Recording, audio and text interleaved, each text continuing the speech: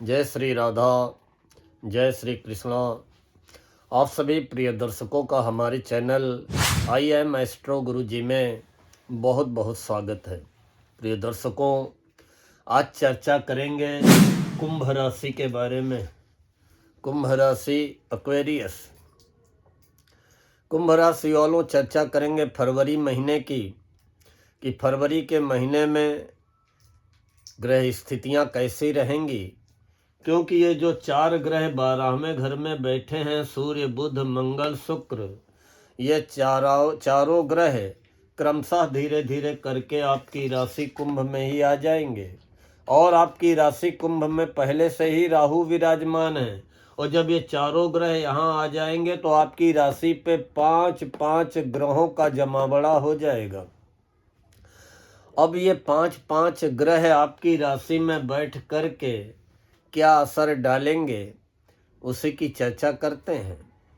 जैसे ही फरवरी महीने की शुरुआत होगी तो कुंभ राशि वालों, सूर्य बुध मंगल शुक्र 12वें घर में, राहु आपकी राशि कुंभ में पहले घर में, शनि आपकी राशि से दूसरे घर में, गुरु आपकी राशि से 5वें घर में, केतु आपकी राशि से 7वें घर में विराजमान रहेंगे। अब 12वें घर में सूर्य बुध मंगल शुक्र, केवल शुक्र ही 12वें योग कारक माने जाते हैं, जो कि आपके भाग्य के स्वामी हैं, आपके सुख साधनों के स्वामी हैं। और 12वां घर होता है व्यय का। सुख साधनों पे व्यय कराते हैं, दूर दराज के क्षेत्रों में ले जाकर के भाग्योदय भी कराते हैं। लेकिन विडंबना देखिए कि शुक्र भी अस्त हैं, मंगल भी अस्त हैं, बुध भी अस्त हैं। शुक्र का उदय होगा 31 जनवरी को सुबह, बुध का उदय होगा 9 फरवरी को सुबह, मंगल का उदय होगा 26 मार्च की शाम को। अब ऐसी स्थिति में आगे क्या होने वाला है उसकी चर्चा करते हैं। पहले तो सूर्य की बात करेंगे, क्योंकि सूर्य आपके डोमेस्टिक लाइफ के स्वामी हैं, दाम्पत्य जीवन के। सूर्य आपके साझेदारी के मामलों के स्वामी हैं, और सूर्य व्यापार के भी स्वामी हैं। अब ये 7वें घर के स्वामी अभी 13 फरवरी तक रहेंगे 12वें घर में। तो कहीं न कहीं चाहे लाइफ पार्टनर हो, चाहे बिजनेस पार्टनर हो, चाहे आपका जीवन साथी हो या व्यापारिक भागीदार हो, कुछ दूरियां मतभेद कराने का कार्य करेंगे। 12वें सूर्य नेत्रों में कष्ट, आंखों में दिक्कत, कोई न कोई देने का कार्य करते हैं। सिर में दर्द, मान सम्मान में कमी महसूस करवाते हैं, व्यर्थ की यात्राएं कराते हैं, व्यर्थ का व्यय कराते हैं। तो ना तो अभी सूर्य की स्थिति अच्छी है, ना 12वें बुध की स्थिति अच्छी है, ना 12वें मंगल की स्थिति अच्छी है, शुक्र की स्थिति अच्छी है, लेकिन शुक्र भी अस्त है। अब यही सूर्य 13 फरवरी को सुबह 4 बजे आपकी राशि कुंभ में आ जाएंगे। अब 13 फरवरी से लेकर के 14 मार्च तक सूर्य आपकी राशि कुंभ में राहु के साथ विराजमान हो जाएंगे। राहु यहाँ पे शक्तिशाली अवस्था में है, और सूर्य राहु के साथ आकर के और शनि की कुंभ राशि में होने के कारण सूर्य अपने आप को पीड़ित व कमजोर महसूस करेंगे। अब जब सूर्य कमजोर होंगे या सूर्य अपने आप को पीड़ित महसूस करेंगे, तो सूर्य होते हैं यश मान सम्मान के कारक। सूर्य सरकारी नौकरी दिलाने वाले, सरकारी नौकरी में प्रमोशन पद प्रतिष्ठा दिलाने वाले, और सूर्य आत्मविश्वास और पिता के भी कारक होते हैं। निश्चित ही 13 फरवरी से लेकर के 14 मार्च तक सूर्य और राहु का एक साथ रहना आपके आत्मविश्वास में कमी कर सकता है, आपका आत्मबल कमजोर हो सकता है, आपका मन भ्रमित हो सकता है, आप अहंकार में आ सकते हैं, अचानक आपका स्वास्थ्य गड़बड़ा सकता है, और अपने सम्मान में मान सम्मान में कमी आप महसूस कर सकते हैं। पिता का स्वास्थ्य गड़बड़ हो सकता है या पिता से संबंधों में दूरियां आ सकती हैं। और कैरियर को लेकर के चाहे नौकरी करते हो चाहे व्यापार, अस्थिरता का सामना करना पड़ेगा। नौकरी करने वाले सोचेंगे कि पता नहीं ये नौकरी चलेगी कि नहीं चलेगी। व्यापार करने वाले सोचेंगे कि क्या व्यापार की गति ऐसी ही रहेगी, आगे व्यापार बढ़ेगा कि नहीं बढ़ेगा। नौकरी पाने वाले सोचेंगे कि हम प्रयास कर रहे हैं नौकरी पाने के, लेकिन सफलता मिलेगी कि नहीं मिलेगी। या सरकारी कामों में कहीं न कहीं रुकावट, अवरोध, बाधाएं अवश्य दिखाई पड़ेंगी। तो जैसा कि बताया कि सूर्य और राहु का एक साथ होना 13 फरवरी से 14 मार्च तक कैरियर को लेकर के अस्थिरता, मानसिक चिंता, बेवजह शक करने की प्रवृत्ति, क्योंकि राहु का काम क्या है? शक पैदा करना, मन में शंकाएं मन में पैदा करना। ये राहु एक्टिव है, ताकतवर है, तो राहु ही आपकी मानसिक चिंता, बेचैनी भी बढ़ाएंगे और राहु ही बेवजह शक करने की आदत पैदा करेंगे। और नौकरी में भी, अगर खासकर सरकारी नौकरी में, अधिकारियों के साथ मन मुटाव कराने का भी कार्य करेंगे। अब सूर्य आपके दाम्पत्य जीवन के स्वामी हैं और यहाँ पे केतु बैठे हैं, ये भी शक का निर्माण करते हैं। राहु की दृष्टि पड़ रही है, तो अपने दाम्पत्य जीवन को लेकर के, और अगर साझेदारी में कोई व्यापार कर रहे हैं, कोई कार्य कर रहे हैं, उसको लेकर के आपको बहुत सजग रहना होगा, बहुत सावधान रहना होगा। और प्रतिदिन सूर्य को 1 लोटा जल अवश्य अर्पित करते रहें। शरीर में चांदी धारण कर लें, भोले बाबा पे 1 लोटा जल चढ़ाएं, ओम नमः शिवाय का जप करते रहें या ओम राहवे नमः का जप अवश्य करते रहें, निश्चित ही राहत मिलेगी। अब सूर्य के बाद चर्चा करेंगे ग्रहों के सेनापति, ग्रहों के राजा सूर्य के बाद चर्चा करेंगे ग्रहों के सेनापति मंगल की, क्योंकि मंगल का आपकी कुंडली में बड़ा महत्व है। मंगल न केवल आपके साहस और पराक्रम के स्वामी हैं 3रे घर के, बल्कि मंगल आपके कैरियर 10वें घर के भी स्वामी हैं। अभी मंगल 12 में है, अपनी उच्च राशि में है, लेकिन मंगल अस्त हैं। और जब आपकी राशि में आ जाएंगे मंगल 23 फरवरी को दिन में 11:49 पे, तब भी मंगल बहुत अच्छे परिणाम नहीं देंगे। फिर मंगल जब दूसरे हो जाएंगे तब भी मंगल बहुत अच्छे परिणाम नहीं देंगे, और मंगल दूसरे होंगे 2 अप्रैल को। लेकिन जब मंगल तीसरे हो जाएंगे और स्वयं की राशि मेष में आ जाएंगे, और ये समय होगा 11 मई से, निश्चित ही 11 मई से लेकर के 20 जून, ये एक ऐसा समय होगा जब मंगल अपनी स्वयं की राशि मेष में होंगे और आपकी राशि से 3रे घर में होंगे। और देखिए, अपने कैरियर के स्वामी मंगल के अच्छे परिणाम पाने के लिए या प्रॉपर्टी, जमीन जायदाद के कामों में सफलता पाने के लिए, या पुलिस की नौकरी में, आर्मी की नौकरी में, एयरफोर्स, नेवी में सफलता पाने के लिए, ठेकेदारी के मामलों में या इलेक्ट्रिकल व्यापार में सफलता पाने के लिए आपको अभी धैर्य रखना पड़ेगा, क्योंकि मंगल आपको अच्छे परिणाम कब देंगे? जब मंगल आपकी राशि से 3रे हो जाएंगे और उस समय मंगल उदित अवस्था में होंगे। तब तक क्या करें? क्योंकि मंगल तो आपको 11 मई से 20 जून तक बहुत अच्छे परिणाम प्रदान करेंगे। लेकिन अब 11 मई तक हर मंगल हनुमान मंदिर जाते रहें, प्रसाद चढ़ाते रहें, मत्था टेकते रहें, हनुमान चालीसा का पाठ करते रहें, और नौकरी, व्यापार, व्यवसाय में कोई बड़ा रिस्क, बड़ा निर्णय न ले, उलझने का प्रयास न करें। जो जैसा चल रहा है चलने दें, अपने क्रोध पे नियंत्रण रखें, चोट चपेट को लेकर के सावधान रहें, क्योंकि 23 फरवरी को मंगल आपकी राशि में आ जाएंगे। अस्त जरूर हैं, लेकिन यहाँ पे आए हुए मंगल जो कुछ भी असर डालेंगे तो केवल क्रोध में वृद्धि करना या जल्दबाजी में हल्की फुल्की चोट चपेट देना। जहाँ तक बुध की बात है, बुध 3 फरवरी की रात में 9:51 पे राशि परिवर्तन करके आपकी राशि कुंभ में ही आ जाएंगे। और पहले बुध भी गोचर में अच्छे नहीं होते हैं। बुध शिक्षा के स्वामी हैं, संतान के स्वामी हैं और अष्टम भाव अचानक होने वाली घटनाओं के स्वामी हैं।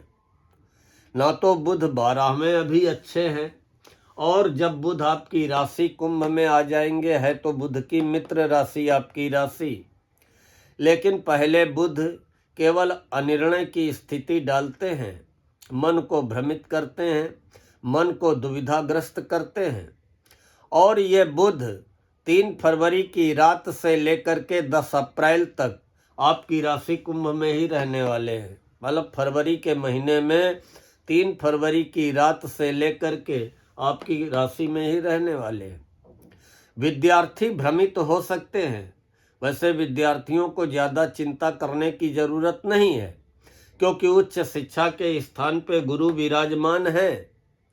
लेकिन फिर भी बुध के कारण, और खासकर 9 फरवरी को जैसे ही बुध उदय हो जाएंगे तो उदित अवस्था के बुध 9 फरवरी से लेकर के 10 अप्रैल तक आपको कैरियर को लेकर के या कैरियर के चुनाव को लेकर के आपको भ्रमित अवश्य कर सकते हैं। आपको अनिर्णय की स्थिति, दुविधा की स्थिति में डालने का कार्य कर सकते हैं।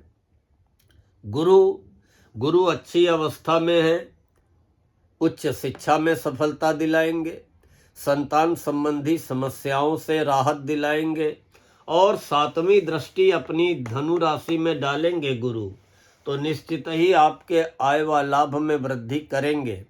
मतलब संघर्षों का सामना करना पड़ेगा, लेकिन संघर्षों के बीच में भी आपका आमदनी का जरिया जरूर बनता रहेगा।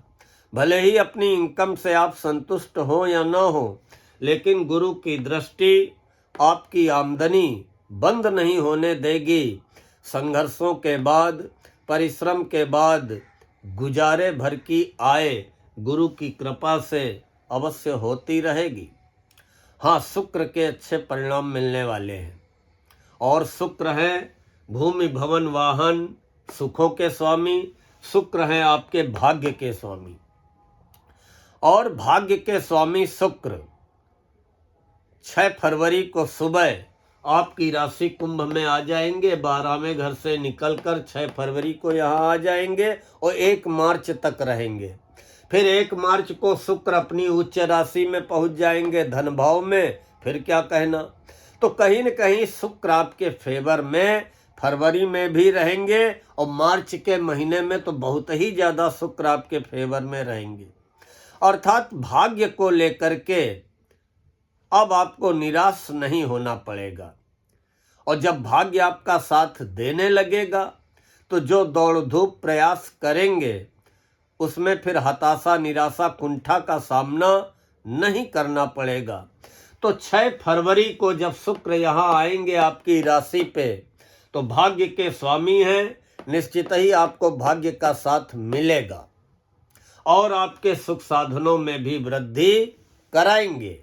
तो शुक्र तो आपको अच्छे परिणाम प्रदान करेंगे। जहाँ तक शनि की बात है, तो शनि आपकी राशि से दूसरे घर में है, धन भाव में, मार्गीय अवस्था में है, स्वयं के नक्षत्र में है। तो दूसरे शनि का मतलब है कि 7.5 का अंतिम चरण। अब 7.5 आपकी उतरने वाली स्थिति में चल रही है, पैरों में आ चुकी है, खूब दौड़ाएगी, खूब इधर से उधर कामकाज के सिलसिले में आना जाना पड़ेगा, यात्राएं करनी पड़ेंगी। कभी परिणाम आधे अधूरे मिलेंगे, तो कभी अपनी सोच से ज़्यादा अच्छे परिणाम भी मिलेंगे, लेकिन धीरे धीरे शनि आर्थिक स्थिति में सुधार करेंगे। कुटुंब परिवार के माहौल में सुधार दिखाई पड़ेगा। तो शनि उत्तरोत्तर अब आपको परिश्रम कराते हुए, प्रयास कराते हुए सफलता दिलाने का कार्य करेंगे। और राहु आपकी राशि में ही विराजमान है। बड़े ऊंचे ऊंचे सपने आपको दिखाएंगे।